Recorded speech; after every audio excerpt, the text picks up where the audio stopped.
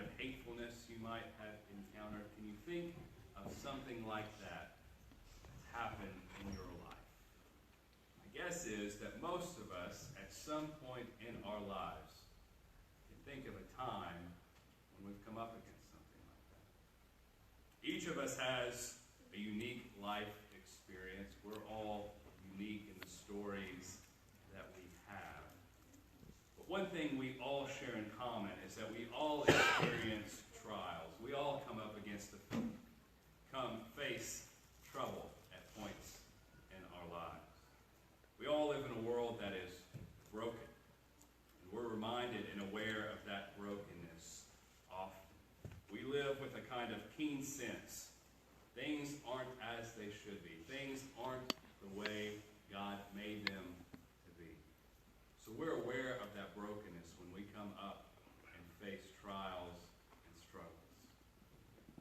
It's out of this place that we come to God's Word today, and it's here that we come to 1 John again.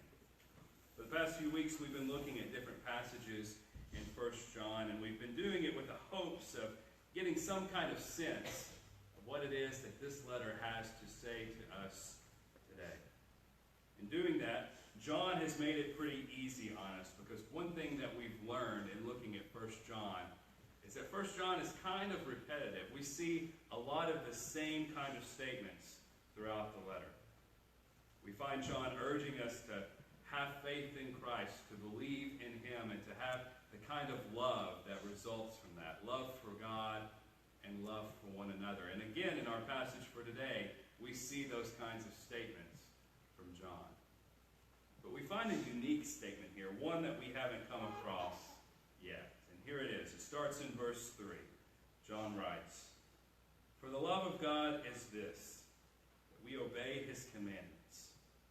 And His commandments are not burdensome. For whatever is born of God conquers the world.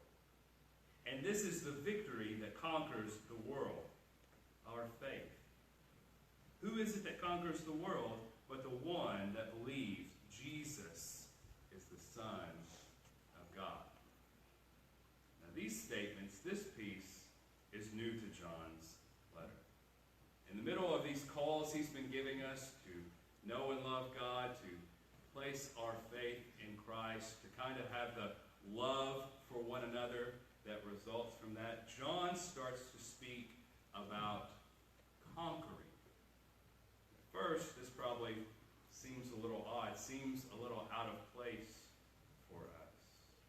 But as we've done in previous weeks, I think looking at the Gospel of John can help shed some light on what it is that 1 John is saying here when it speaks of conquering.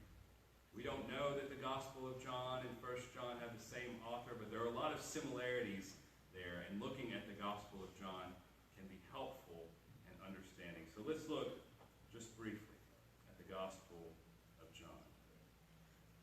There's a scene in the Gospel of John where Jesus is talking at length about who He is, about why He came to earth, by what He wants to do or what He's sent to do on earth, what it means to follow after Him. And there comes a point in His teaching that Jesus tells His followers they're going to face persecution. He's making it very plain to them here that they're going to face trials, that there are troubles up ahead. Here's what He says. "I have said this to you, so that in me you may have peace. In the world you face persecution. But take courage. I have conquered the world." I have to imagine this must have struck the disciples at that time as a little bit odd. Because I have to imagine that they're trying to process how this could be so. Jesus is basically telling them, okay, things are about to get bad. He's telling them, I'm going to go to the cross, and I'm going to have to die. And then after I'm gone, you're going to face persecution. You're going to come up against trials and troubles. So then when he finishes that statement by saying, but take courage, I have conquered the world, I have to think the disciples were a little bit puzzled. this could be so. Because this, what Jesus is laying out for them, this doesn't sound like conquering. This doesn't sound like victory. This doesn't really sound good at all. Jesus is going to die. We're going to face persecution. We're going to have troubles. How do we take courage in that? What kind of comfort is that to us? Of course, we know something now that those disciples didn't. We have a perspective on things that those disciples at that time could not have had.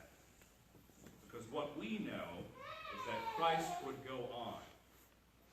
And when Christ was arrested, when he would go on to be beaten, mocked, scorned, tortured, when he would go to the cross and die an excruciating death, through all of that, God was at work. God was accomplishing a victory through Christ that was bigger than anyone could know or understand. Dying a real death on the cross, Jesus came out on the other side. On the third day, Jesus arose from the grave, and in his rising, he claimed victory.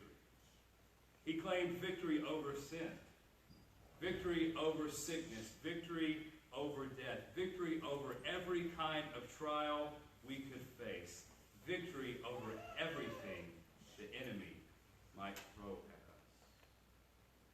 So now, what we find here in 1 John is a reminder to those of us who are in Christ that we get to share in that victory.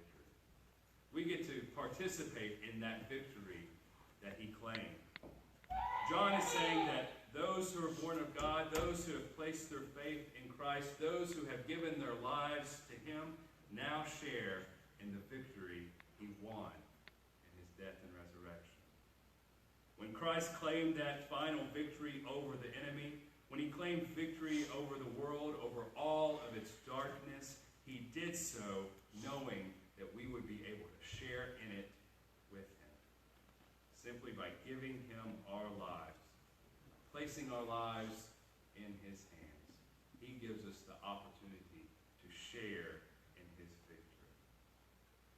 Now, of course, that's not to say that we won't face trials, that we won't have trouble, that we won't come up against struggles of any kind, that we won't face sickness or death, that we won't be tempted by sin. It's not to say any of that. It's actually quite the opposite. Jesus was telling his followers, you will come up against those things. You will still have trials. You'll still face persecution. To say that we have victory in Christ is not to say that we have it easy, that we won't still have struggle. When we say we share in the victory of Christ, we're saying we are not overcome by the enemy in the world today. When we say that we share in this victory that Christ won, we're saying that when we're tempted by sin, he'll give us the power to turn away. That when we face persecution, he'll give us the strength we need to endure. That though we might face sickness and death, death will not have the final word. We live with a hope that death has been defeated.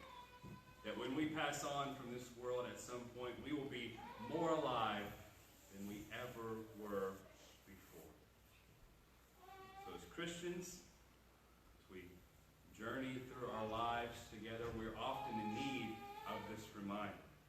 We need to hear the story of Jesus, his death and his resurrection, the victory that he won. We need to hear that constantly, because it's very easy to look around at the world around us and be tempted to believe that there is no victory, that there's no conquering.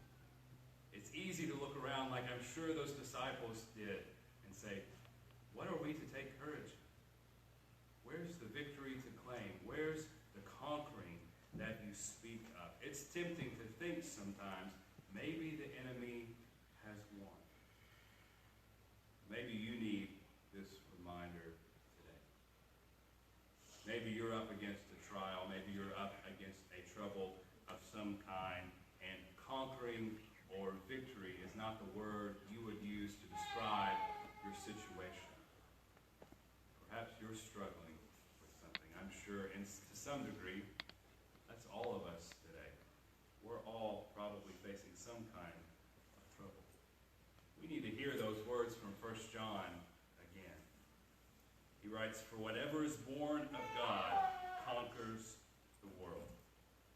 And this is the victory that conquers the world, our faith. Who is it that conquers the world but the one who believes that Jesus is the Son of God? The victory has been won. You can believe that today, even when your circumstances, even when things going on in your life might indicate otherwise. Christ